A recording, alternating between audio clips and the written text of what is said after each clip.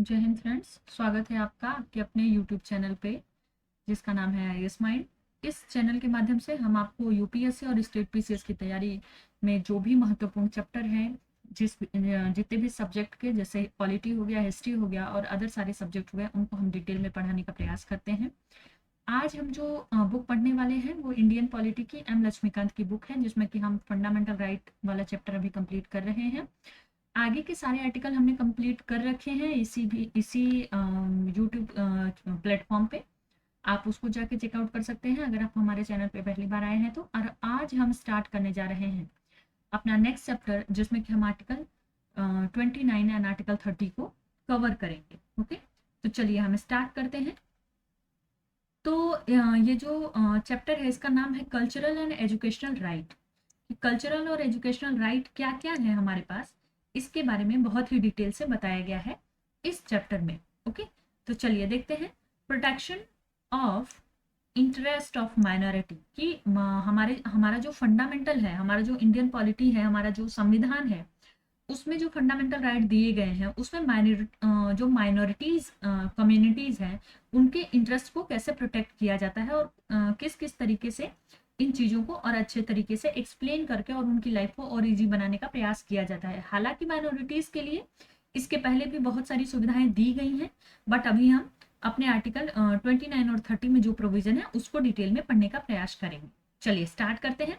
Article 29 provide that any section of the citizen residing in any part of the India having the distinct language, script, culture of its own shall have the right to conserve the same.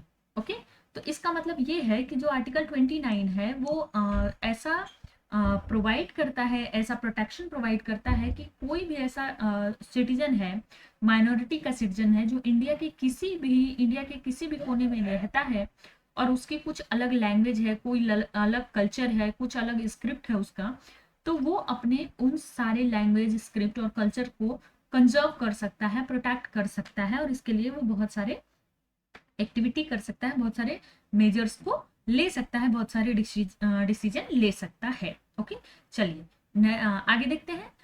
Further, no citizen shall be denied admission into any educational institution mentioned by the state or receiving aid out of a state fund on ground only the religion, race, caste and language. Okay, तो देखिए ये जो point है ना, इसको मैंने पहले भी बहुत अच्छी तरीके से एक्सप्लेन किया हुआ है कि कोई भी सिटीजन है इंडिया का, वो उसको किसी भी ऐसे एजुकेशनल इंस्टीट्यूशन में जो कि स्टेट से या तो एड ले रहा हो, या तो किसी भी तरीके से स्टेट जो राज्य सरकार है या जो केंद्र सरकार है उसे किसी भी तरीके की मदद ले रहा हो, फंड ले रहा हो, या किसी भी तरीके से उससे लिंक्ड हो, है ना, तो उसमें क्या होता है कि उसमें किसी भी ऐसे सिटीजन को एडमिशन से डिनाइड नहीं किया जा सकता।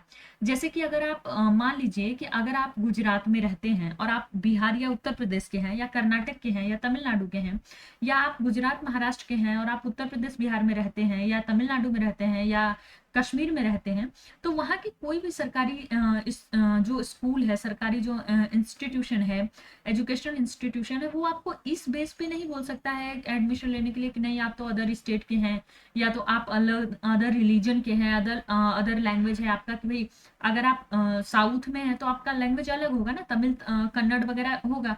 तो नॉर्थ में इस चीज के बेस पे आपको डिस्क्रिमिनेट नहीं किया जा सकता है।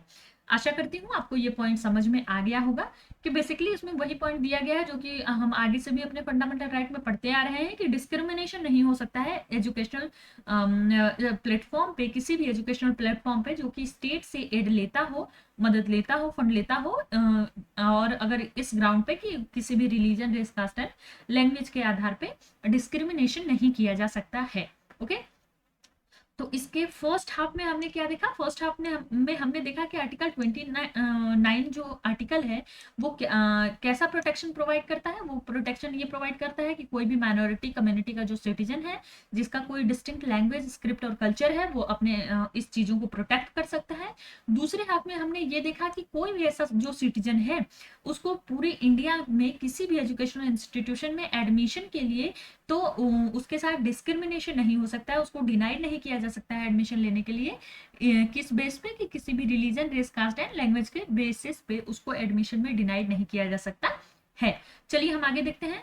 First provision protect the right of group while the second provision guaranteed the right of citizen as an individual irrespective of community in which he belong. Okay, तो बेसिकली यही बात है कि फर्स्ट जो प्रोविजन है, जो फर्स्ट प्रोविजन मैंने जो ये बताया कि मैंने फर्स्ट हाफ में जो बताया था कि आर्टिकल 29 में यहाँ तक का जो पॉइंट है ये है आपका फर्स्ट प्रोविजन। इसमें क्या है कि first provision protect the right of group, right of groups, okay, कि इसमें क्या है कि जो पहला प्रोविजन है, जो आर्टिकल 29 का प्रोविजन है, वो किसी भी ग्रुप के, किसी भी जो ग्रुप ऑफ द पीपुल हैं उनके इनके राइट को प्रोटेक्ट करता है, जबकि जो सेकेंड हाफ का जो प्रोविजन है वो प्रोटेक्ट करता है किसी भी इंडिविजुअल के राइट को, किसके, किसी भी इंडिविजुअल के राइट को प्रोटेक्ट करता है। अब इंडिविजुअल के राइट को कैसे प्रोटेक्ट करता है, तो वो वैसे प्रोटेक्ट करता है कि यहाँ पे क्या बोला गया है कि किसी भी एजुकेशनल इंस्टीट्यूशन में एडमिशन के लिए डिनाइड नहीं किया जा सकता है। तो कोई ग्रुप तो एडमिशन लेगा नहीं, इंडिविजुअल ही ग्रुप ही ले सकता है, बट हर इंडिविजुअल का एडमिशन जरूरी होता है।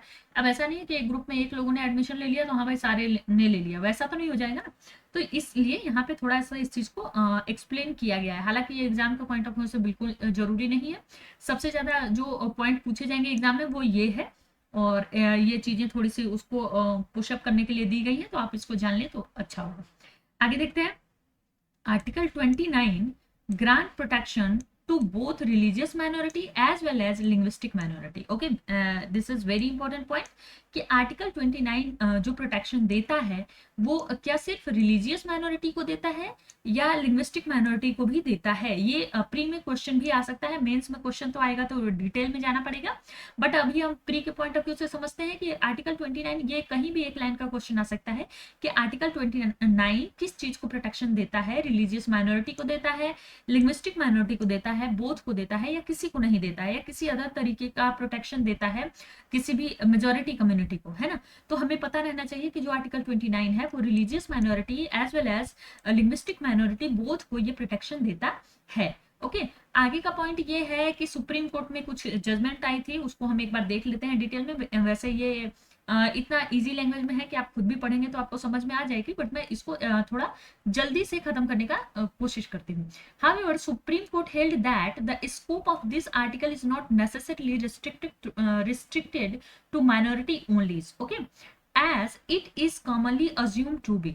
This is because of use of the word section of citizen in the article that include minority as well as majority. Okay, तो सुप्रीम कोर्ट ने क्या बोला है? सुप्रीम कोर्ट ने कहा है कि भाई जो स्कोप है ना इस आर्टिकल का, जो आर्टिकल 29 का स्कोप है वो रिस्ट्रिक्टेड नहीं है सिर्फ माइनॉरिटी के लिए, वो सिर्फ माइनॉरिटी के लिए रिस्ट्रिक्टेड नहीं है, जैसा कि बहुत सारे लोग ये समझ लेते हैं कि भाई आर्टिकल 29 तो सिर्फ माइनॉरिटीज का है। नहीं, देखिए यहाँ पे भी आपको एक पॉइंट, कभी भी अगर एग्जामिनेशन है ना, अगर यूपीपीसीएस है और यूपीएससी है तो इन दोनों में तो जरूर फंसा सकता है, क्योंकि ये दोनों बहुत ही टफ एग्जामिनेशन होते हैं किसी भी अदर स्टेट के कंपैरिजन में, और यूपीएससी की तो बात ही अलग है।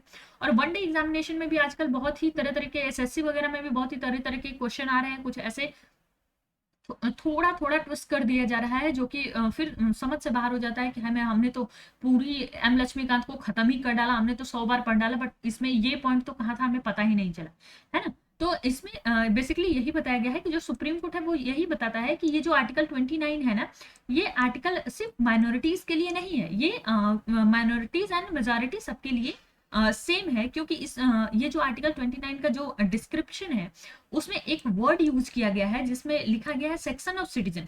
सेक्शन ऑफ सिटीजन ये इंक्लूड करता है in the article that include minority as well as majority. Okay, तो ये जो सेक्शन ऑफ सिटीजन है इसका मतलब क्या है? इस आर्टिकल में जो सेक्शन ऑफ सिटीजन है इसका मतलब माइनॉरिटी और मेजॉरिटी दोनों के बारे में बताया गया है ना। तो हम जो आर्टिकल 29 है इसमें 3 पॉइंट अभी तक हमें पता चले जो हमें याद रखने के लिए बहुत ही ज्यादा इंपॉर्टेंट है। पहला, ये रिलीजियस माइनॉरिटी को भी प्रोटेक्ट करता है और लिंग्विस्टिक माइनॉरिटी को भी प्रोटेक्ट करता है।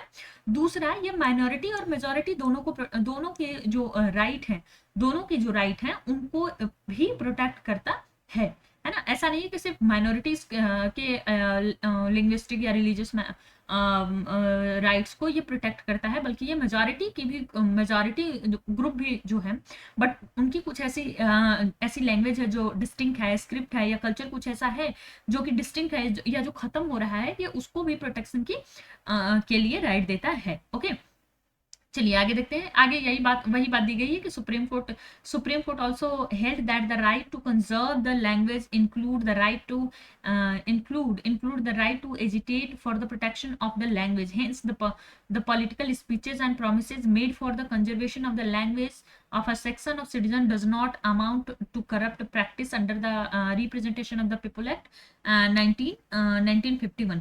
इसमें देखो यहाँ पे ये वाला पॉइंट लाने के पीछे बेसिकली यही कारण है ना, कि जैसे हम बोल देते हैं कि भाई मतलब इंडिया का इलेक्शन है तो आप कुछ ऐसा एक किसी पर्टिकुलर को नहीं बोल सकते हैं, क्योंकि फिर हमारा डीपीएसपी का वायलेशन हो जाएगा।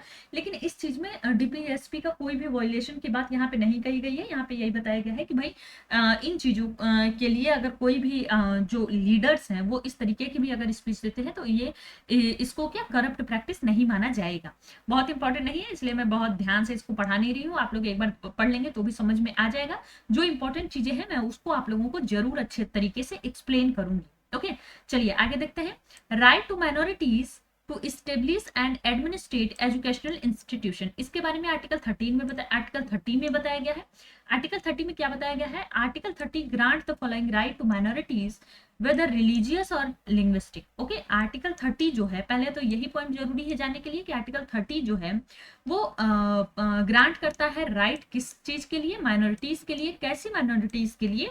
आपकी रिलीजियस माइनॉरिटी या लिंग्विस्टिक माइनॉरिटीज के लिए। ओके, तो बेसिकली इसमें जो पॉइंट जानने वाला है वो यही है कि जो आर्टिकल 30 है अपना, वो सिर्फ माइनॉरिटीज को मार्क करता है, सिर्फ माइनॉरिटीज को हाईलाइट करता है, सिर्फ माइनॉरिटीज को प्रोटेक्शन देता है। यहाँ पे मेजॉरिटी को प्रोटेक्शन देने की कोई बात नहीं की गई है, और जबकि आर्टिकल 29 में दोनों को प्रोटेक्शन देने की बात की गई है, minorities as well as majorities. Okay, तो चलिए देखते हैं कि कौन कौन से राइट को ग्रांट करता है अपना आर्टिकल 13 हमारे कॉन्स्टिट्यूशन का। तो इसमें बताया गया है, all minorities shall have right to establish and administer educational institution for their choice. All minorities shall have right to establish and administrate educational institution of their choice। किस सभी जो माइनॉरिटीज हैं उनको ये राइट दिया जाता है कि वो एजुकेशनल इंस्टीट्यूट को इस्टेब्लिश करें एंड एडमिनिस्ट्रेट करें उनकी अपनी चॉइस के अनुसार, उनकी अपनी पसंद के अनुसार, कि वो किस तरीके की चीजें, किस तरीके का कैरिकुलम, किस तरीके की वहां पे एडमिनिस्ट्रेशन एंड अदर चीजें चाहती हैं या चाहते हैं। आगे देखते हैं। Compensation amount fixed by the state for the compulsory acquisition of any property of the minority educational institution shall not restrict or abrogate the right guaranteed to them. Okay, compensation amount fixed by the state for compulsory acquisition of any property of minority educational institution shall not restrict or abrogate the right guaranteed to them. Okay, कि कोई भी compensation amount fix जो state की तरफ से किया गया है, कोई भी जो कंपनसेशन अमाउंट फिक्स किया गया है स्टेट के द्वारा, वो कंपलसरी एक्विजिशन के लिए किसी भी माइनॉरिटी एजुकेशनल इंस्टीट्यूट के पार्ट को वो रिस्ट्रिक्ट और एब्रोगेट नहीं करता है उनके इस राइट को कि वो एजुकेशनल इंस्टीट्यूट खोलेंगे और उसको एडमिनिस्ट्रेट करेंगे या नहीं करेंगे। तो बेसिकली इसमें इंपॉर्टेंट पॉइंट ये है कि ये प्रोविजन जो है ना, ये जो कि कंपनसेशन अमाउंट जो स्टेट के द्वारा फिक्स किया गया है, इसमें जो एक्विजिशन है माइनॉरिटी एजुकेशनल इंस्टीट्यूशन के प्रॉपर्टीज का, इसको रिस्ट्रिक्ट नहीं करता है। ये पॉइंट को जोड़ा गया है, ऐड किया गया है 44th अमेंडमेंट एक्ट 1978 के द्वारा, और इसमें to protect the right of minority in this regard. Okay, और ये एक्ट जो है, ये 44th अमेंडमेंट एक्ट 1978 जो है वो डिलीट भी करता है right to property as the fundamental right, जो कि पहले आर्टिकल 31 में था। इस प्रोविजन को वो डिलीट भी कर देता है। कौन सा अमेंडमेंट? 44 अमेंडमेंट जो कि 1978 में आया था। इस चीज को ये जो अपना अमेंडमेंट है पहले तो ये माइनॉरिटीज का जो प्रॉपर्टी राइट है इसको वेरीफाई करता है, इसको प्रूव करता है, ओके। और दूसरा ये डिलीट कर देता है right to property as the fundamental right, जो कि पहले अपने कॉन्स्टिट्यूशन में डाला गया था ओरिजिनली, ओके। चलिए आगे देखते हैं। In granting aid, states shall not discriminate against any educational institution managed by minority की in granting aid को ग्रांट करने में, किसी भी तरीके की मदद को ग्रांट करने में स्टेट डिस्क्रिमिनेट नहीं कर सकता है किसी भी एजुकेशनल इंस्टीट्यूशन को जो कि मैनेज होता है माइनॉरिटीज के द्वारा। 10 आगे हम देखते हैं कि protection under Article 13 is confined only to minorities and does not extend to any section of the citizen। ये तो हमने आगे भी पढ़ लिया है कि जो प्रोटेक्शन है अंडर आर्टिकल 13 के वो सिर्फ और सिर्फ only confined only to minorities, confined only to minorities. ये ओनली वर्ड याद करना बहुत जरूरी है। जहां भी अगर आप ओनली देखें तो इसको थोड़ा सा ध्यान से पढ़ लें, क्योंकि यहीं पे क्वेश्चन फंसाने की सबसे ज्यादा संभावना रहती है ना। कि ये जो आर्टिकल 13 है ये सिर्फ माइनॉरिटीज के प्रोटेक्शन को कन्फाइन करता है, मेजोरिटी के प्रोटेक्शन को कन्फाइन नहीं करता है। It does not extend any section of the citizen, okay. However the term minority, ये भी बहुत जरूरी चीज है, इसको आप देख सकते हैं कभी वनडे एग्जामिनेशन में। मुझे याद है कि किसी वनडे एग्जामिनेशन में शायद रेलवे या एसएससी के किसी एग्जामिनेशन में ये क्वेश्चन डायरेक्ट आया हुआ है कि जो माइनॉरिटी टर्म है वो क्या अपने कॉन्स्टिट्यूशन में डिफाइंड है और डिफाइंड नहीं है। तो आप देख लीजिए कि the term minority has not been defined anywhere in the constitution, anywhere in the constitution की जो माइनॉरिटी टर्म है वो डिफाइंड नहीं है। Who are minority is not well defined in our constitution, okay. जो माइनॉरिटी टर्म है कि भाई हम किसको माइनॉरिटी मानते हैं वो अपने कॉन्स्टिट्यूशन में डिफाइन नहीं है। हालांकि वाया तरीके से इसको डिफाइन किया गया है बट अपने कॉन्स्टिट्यूशन में it is not defined, okay. चलिए आगे देखते हैं। Under right under article 30 also include right of the minority to impart education to its children in its own language, okay. तो यही बात बताई गई है कि भाई अपना जो आर्टिकल 30 है वो ये भी इंक्लूड करता है, राइट देता है माइनॉरिटीज को कि वो भाई अपने बच्चों का जो एजुकेशन है वो अपनी लैंग्वेज में उसको करा सकते हैं अगर वो चाहे तो। Minority educational institute are 3 type, है ना। तो हमें ये भी देखना, ये भी क्वेश्चन है जो वो आ सकता है एग्जामिनेशन में कि माइनॉरिटी एजुकेशनल इंस्टीट्यूशन जो है वो कितने तरीके के होते हैं। तो 3 तरीके के होते हैं। वनडे एग्जामिनेशन, रेलवे और वगैरह जो छोटे छोटे एग्जामिनेशन होता है, स्टेनोग्राफर एंड वगैरह जो भी होते हैं, इनमें तो यही एक लाइन का क्वेश्चन ही बन जाता है कि minority educational institute how many type, there are 3 type, okay. But अगर आप स्टेट पीसीएस की तरफ जाते हैं, एसएससी की तरफ जाते हैं, यूपीएससी की तरफ जाते हैं तो आपको थोड़ा सा डिटेल पढ़ने की जरूरत है जो कि हम अभी कवर कर लेंगे। तो पहला जो टाइप है, पहले तो हमें ये पता चल गया कि ये 3 तरीके के होते हैं और कौन कौन सा तरीका होता है वो देखिए।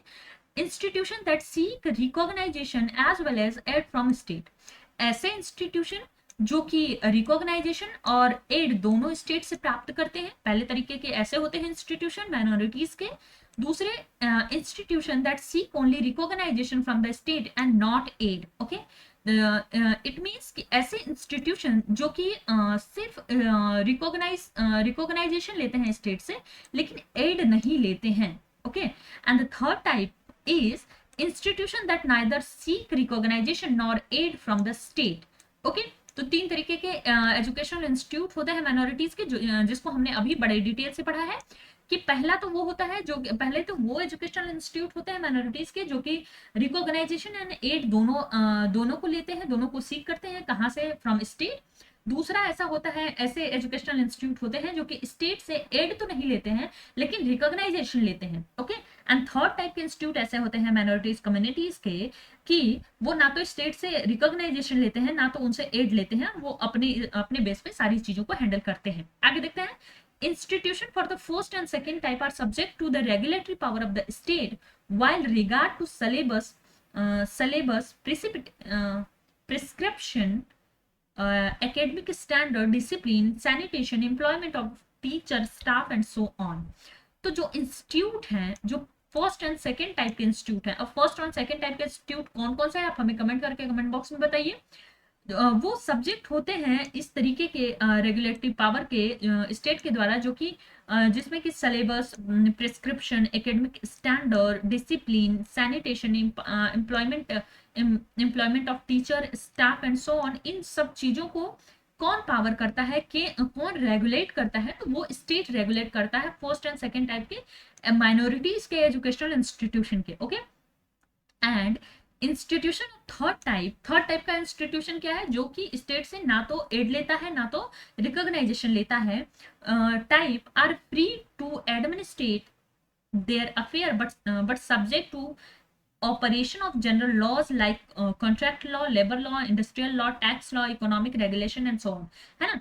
तो जो थर्ड टाइप का एजुकेशनल इंस्टीट्यूट है ना, वो फ्री है अपने एडमिनिस्ट्रेशन को अपने तरीके से चलाने के लिए, लेकिन जो कॉमन लॉ है, जो जनरल लॉ है, वो उसके ऊपर भी एप्लीकेबल होते हैं, कि भाई कॉन्ट्रैक्ट लॉ बनेगा उसका, फिर लेबर लॉ हो गई कि किस तरीके, ऐसा नहीं कि वो बच्चों को रख रहा है, ऐसा नहीं कि वो कुछ इलीगल चीजें कर रहा है, इंडस्ट्रियल लॉ भी उसके ऊपर अप्लाई होंगे, टैक्स भी उसको उसके लिए अप्लाई किए जाएंगे, एंड इकोनॉमिक रेगुलेशन जो है, वो सारी मेजर, ये सारे मेजर जो हैं, जो कि हर स्कूल के लिए होते हैं, वो उसके लिए भी कॉमन होंगे। ऐसा नहीं कि वो माइनॉरिटी का है बट वो एड और रिकॉग्नाइजेशन नहीं ले रहा है, तो वो अपने मन का मालिक हो गया है, वो कुछ भी कर सकता है, ऐसी कोई बात यहाँ पे नहीं बताई गई है। ओके, चलिए आगे देखते हैं। एक जजमेंट का यहाँ पे थोड़ा सा बताया गया है, थोड़ा एक्सप्लेन किया गया है, तो इस जजमेंट को हम देख लेते हैं, क्योंकि आजकल यूपीएससी एग्जामिनेशन में और as well as state PCS examination में भी ये जजमेंट का बड़ी चर्चा रह रही है, और इसके बारे में बहुत पूछा जा रहा है। और अभी तो अपना क्या एजुकेशन पॉलिसी भी आई हुई है 1-2 साल पहले, हालांकि वो एप्लीकेबल 2025 से होने वाली है, बट इसके बारे में भी हम थोड़ा सा इस जजमेंट को देख लेंगे, क्योंकि ये एजुकेशन से लिंक्ड है, और अभी एजुकेशनल पॉलिसीज वगैरह की बहुत सारी पॉलिसी चेंज हो रही हैं, बहुत सारी चीजें अप्लाई हो रही हैं, तो हमारे लिए ये पॉइंट को जानना थोड़ा जरूरी हो जाता है। ओके, तो देखते हैं जजमेंट कौन सा है, केस कौन सा है। Secretary of Malankara Syrian Catholic college case 2007। Okay, तो आप याद रख सकते हैं Malankara Syrian Catholic college case. अब यहाँ पे कैथोलिक जो है ना, इससे ये माइनॉरिटी प्रूफ होता है कि ये माइनॉरिटी कॉलेज है। ओके, 2007 का केस है, जिसमें कि सुप्रीम कोर्ट ने जजमेंट देते हुए ये बताया गया है कि general principle relating to the establishment and administration of minority educational institution in the following way, कि जो जनरल प्रिंसिपल होगा किसी भी माइनॉरिटी एजुकेशनल इंस्टीट्यूशन के एस्टेब्लिश करने का और उसको एडमिनिस्ट्रेट करने का, वो इस तरीके से होगा। अब मतलब इसमें क्या है ना, कि जो अपनी सुप्रीम कोर्ट है, वो ये कैथोलिक कॉलेज केस 2007 वाले में इसने एक रोड मैप दे दिया, कह सकते हैं कि एक तरीके का आइडिया दे दिया, कि भाई अब जो भी इस्टेब्लिशमेंट होंगी किसी भी माइनॉरिटी स्कूल या कॉलेज की, उसका ये वे है, इस वे में आप जाएंगे, इस रोड मैप के थ्रू आप जाएंगे, और इस तरीके की चीजें रहेंगी, तो आपकी चीजें अप्रूव मानी जाएंगी, नहीं तो उसको डिनाइड कर दिया जाएगा बाय स्टेट। ओके, तो चलिए देखते हैं कि क्या वे है उसका, उसको एडमिनिस्ट्रेट करने का और इस्टेब्लिश करने का। Right of minority to establish and administrate educational institution of their choice comprising the following right, है ना, कि माइनॉरिटी की जो राइट है किसी भी एजुकेशनल इंस्टीट्यूट को स्टेब्लिश और एडमिनिस्ट्रेट करने के, उसमें कुछ इस तरीके के राइट आते हैं। पहला, to choose its governing body, कि ये वो अपने गवर्निंग बॉडी को चूज कर सकते हैं, ऐसा नहीं है कि अब उनको इस चीज के लिए स्टेट पे डिपेंड रहने की जरूरत पड़ेगी। ये जो मैंने हाईलाइट किया है इस पॉइंट को, अगर आप लोग चाहें तो अपने बुक में भी हाईलाइट कर सकते हैं, और अगर चाहें तो इसका शॉर्ट नोट्स भी बना सकते हैं, क्योंकि जो देखो, कहने को तो आप पूरा बुक पढ़ लीजिए ना, 1500-1600 पेज की बुक है, आप पूरी पढ़ लीजिए, बट इंपॉर्टेंट वो नहीं है, इंपॉर्टेंट वो है कि आपको एग्जामिनेशन पीरियड में क्या कितनी चीजें रिमाइंड रहती हैं। ओके, दूसरा पॉइंट ये है, to appoint teacher staff and non teaching staff and non teaching staff. तो माइनॉरिटी की जो एजुकेशनल इंस्टीट्यूट है, उनको ये भी राइट है कि वो teaching staff and non teaching staff को वो अपॉइंट कर सकते हैं। दूसरा, to admit eligible student of their choice. Okay, to admit eligible student of their choice, कि अपने चॉइस के स्टूडेंट को वो एडमिट कर सकते हैं। To use its property and asset for the benefit of the institution. Okay, कि ये अपनी जो प्राइवेट प्रॉपर्टीज है उसको एजुकेशनल इंस्टीट्यूशन के बेनिफिट के लिए यूज कर सकते हैं, कि जैसे अगर उन्होंने कोई प्राइवेट लैंड ले रखा है, तो उनको अगर वो अपना इंस्टीट्यूशन चाहे तो उस लैंड पे ओपन कर सकते हैं, उसको और बढ़ा सकते हैं, उस तरीके की चीजें कर सकते हैं। उनको कोई भी स्टेट से लीज पे लेने की जरूरत नहीं है, किसी भी लैंड को उनको स्टेट से कंसल्ट करके उसको लीज पे लें, फिर और सारे प्रोविजंस करें, इन सब चीजों की कोई जरूरत नहीं है। और वो जिस भी लैंड पे कोई भी प्राइवेट इंस्टीट्यूशन है, माइनॉरिटीज का है या मेजोरिटीज का है, उसको स्टेट किसी भी तरीके का कोई भी ऑब्जेक्शन नहीं कर सकती है। इस वाले पॉइंट से ये दोनों पॉइंट क्लियर हो जाते हैं। आगे देखते हैं। Article 30 is the only to ensure eligibility, to ensure equality with the to ensure equality with the majority, and not intended to place the minority in the more advantageous position vis-a-vis the majority. Okay, article 30 is only to ensure equality. यहाँ पे एक point को clear किया गया है कि जो अपना आर्टिकल 30 है ना, is only to ensure equality with the majority and not intended to place the minority in the more advantageous position vis-a-vis the majority. Okay, कि जो अपना आर्टिकल 13 है वो सिर्फ एक इंश्योर करता है इक्वालिटी को, जो मेजॉरिटी और माइनॉरिटी के बीच में होनी चाहिए।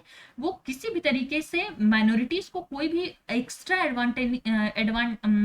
एडवांटेज या एक्स्ट्रा उसको बेनिफिट प्रोवाइड नहीं कराता है, वो सिर्फ एक इक्वल पोजीशन को क्रिएट करने की कोशिश करता है। There is no reserve discrimination in favour of there is no reserve discrimination in favour of minorities की। यहाँ पे कोई भी रिजर्व डिस्क्रिमिनेशन माइनॉरिटीज के लिए नहीं है कि जैसे कि एडमिशन आर्टिकल 16 में बताया गया है, आर्टिकल और सारे आर्टिकल्स में बताया गया है ना कि माइनॉरिटीज के लिए कुछ स्पेशल डिस्क्रिमिनेशन है कि भाई अगर आप माइनॉरिटी हैं तो आपको रिजर्वेशन मिल जाएगी, आपको चीजें मिल जाएंगी। लेकिन यहाँ पे इंस्टीट्यूशन खोलने के लिए ये सारी बात नहीं की गई है। यहाँ पे सिर्फ माइनॉरिटी जो माइनॉरिटीज है उनको एक इक्वल प्लेटफॉर्म पे लाके खड़ा कर दिया गया है, that's it.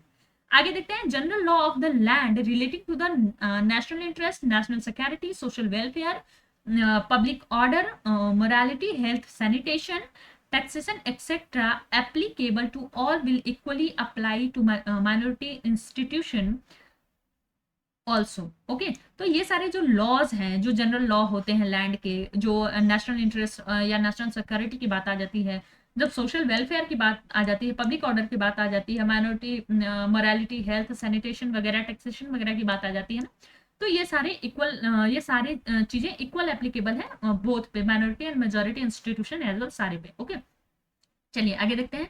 Right to establish and administrate educational institution is not absolute. तो यहाँ पे थोड़ा सा एक कह सकते हैं कि चेक एंड बैलेंस की बात की गई है कि अब हमें पहले देखो राइट दे दिए गए कि भाई ये सारे राइट हैं, तुम ऐसे कर सकते हो, तुम टीचर अपॉइंट कर सकते हो, तुम्हारा teaching non teaching staff appoint कर सकते हो, तुम अपनी तरीके की गवर्निंग बॉडी रख सकते हो। बट यहाँ पे ना एक चेक मार्क भी लगा दिया गया है कि अच्छा, इसका मतलब ये नहीं कि तुम कुछ भी कर सकते हो, तुम्हारे पास कुछ तो सीलिंग्स भी है जिसको तुम क्रॉस नहीं कर सकते हो। तो वो हम देख लेते हैं क्या है। तो इसमें ये right to establish and administrate educational institute is not absolute nor does it include the right of maladministration. Okay, कि जो राइट है ना एडमिनिस्ट्रेशन एजुकेशनल इंस्टीट्यूशन का, वो पहले तो एब्सोल्यूट नहीं है, और दूसरा ये इंक्लूड नहीं करता है कि आपको माल एडमिनिस्ट्रेशन का राइट मिल गया है कि अब आपने तो इंस्टीट्यूट खोल लिया, आपको तो चलो होगा वेरिफिकेशन हो गया स्टेट के द्वारा, अब आप कुछ भी कर सकते हो। ये वाली बात को नहीं बताया गया है इसमें, मतलब इस वाली बात को नहीं बताया गया का मतलब है डिनाइड किया गया है, ये इलीगल है कि maladministration you can do. Okay, आगे देखिए। There can be regulatory measure for ensuring institutional character and standard and maintaining academic excellence. Okay, तो यहाँ पे ये बताया गया है कि यहाँ पे रेगुलेटरी मेजर्स को इंश्योर किया जाएगा कि वो देखे कि भाई अगर कोई भी एजुकेशनल इंस्टीट्यूट है तो उसका करेक्टर क्या है, स्टैंडर्ड क्या है, और वो अपने एकेडमिक एक्सीलेंस को मेंटेन कर रहा है कि नहीं कर रहा है। अगर वो नहीं कर रहा है तो उसका जो मान्यता है उस स्कूल की, उसका जो अप्रूवल है, उसको डिनाइड कर दिया जाएगा, उसको हटा दिया जाएगा, उससे ले लिया जाएगा। आप इस तरीके से बातें कर सकते हैं, या तो अगर वो इंस्टीट्यूट ट्रस्टेबल होगा तो उसको किसी भी ट्रस्ट को ट्रांसफर कर दिया जाएगा।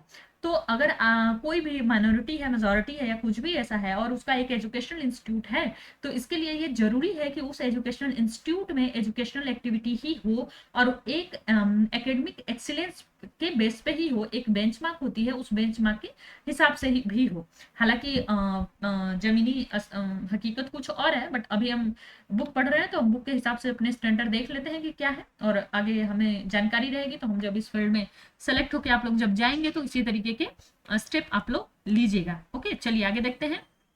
Regulation made by the state concerning generally the welfare of student and teacher. Regulation lay down eligibility criteria and qualification for appointment as also condition of service of the employment, both teaching and non teaching। Basically यही बात बताई गई है कि regulation जो regulation made by the state concerning generally the welfare of the student and teacher, इन सब का जो वेलफेयर की चीजें की गई हैं उसको भी स्टेट के तरीके से रेगुलेट किया जाएगा, उसमें भी रेगुलेशन पॉइंट रहेगा।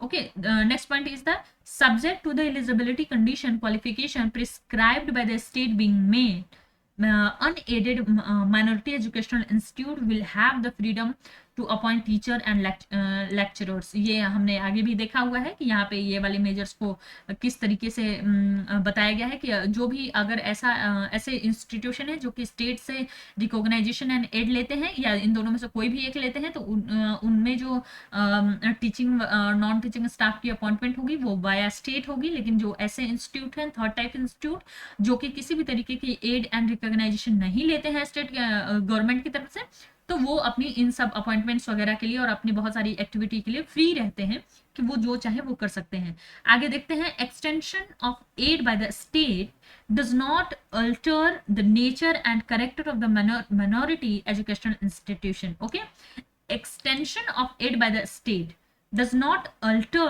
the nature and character of minority educational institution। है ना, कि अगर कोई भी स्टेट एड प्रोवाइड करता है तो इसका मतलब ये नहीं कि वो किसी भी माइनॉरिटी एजुकेशनल इंस्टीट्यूशन का के नेचर को, उसका जो मेन बेस है, उसका जो फंडामेंट है, उसको वो अल्टर कर सकता है। इसकी किसी भी तरीके की कोई बात नहीं कही गई है यहाँ पे कि अब ऐसा नहीं है कि अगर कोई माइनॉरिटी इंस्टीट्यूट है तो स्टेट अगर उसको एड दे रहा है, रिकॉग्नाइजेशन दिया है, तो वो उसको कुछ और ही बना दे, कुछ मेजॉरिटी में कन्वर्ट कर दे या अपने तरीके के कुछ मतलब ट्रिमेंडियस चेंजेस कर दे, वो सारी चीजें नहीं की जा सकती हैं। तो ये सारे जो बताए गए हैं, ये सारे जो रोड मैप बताए गए हैं वो सुप्रीम कोर्ट के द्वारा 2007 के जो कैथोलिक कॉलेज केस था उसके जजमेंट के थ्रू बताया गया है कि इस तरीके के इंस्टीट्यूशन रहेंगे। मैंने इस आर्टिकल 29 और आर्टिकल 13 को बहुत ही अच्छे तरीके से आप लोगों के सामने एक्सप्लेन कर दिया है। आशा करती हूँ आप लोगों को बहुत अच्छी तरीके से ये चैप्टर समझ में आ गया होगा और आपको दोबारा कोई वीडियो, कोई क्लास देखने की जरूरत नहीं होगी। आप एक बार बुक पढ़ेंगे, रिवाइज करेंगे और आपको चीजें line by line, word by word clear हो जाएंगी। इसी तरह आप हमारे साथ हमारे वीडियो में बने रहिए, हमारे चैनल को सब्सक्राइब करिए, लाइक करिए। हालांकि वीडियो बहुत दिन बाद आ रहा है कि मेरी पर्सनल प्रॉब्लम्स चल रही थी कुछ, लेकिन अब मैं कोशिश करूंगी कि वीडियो रेगुलर आते जाए और आप ज़्यादा से ज़्यादा लोगों के साथ हमारे चैनल पे जुड़िए। आप लोगों का बहुत बहुत धन्यवाद।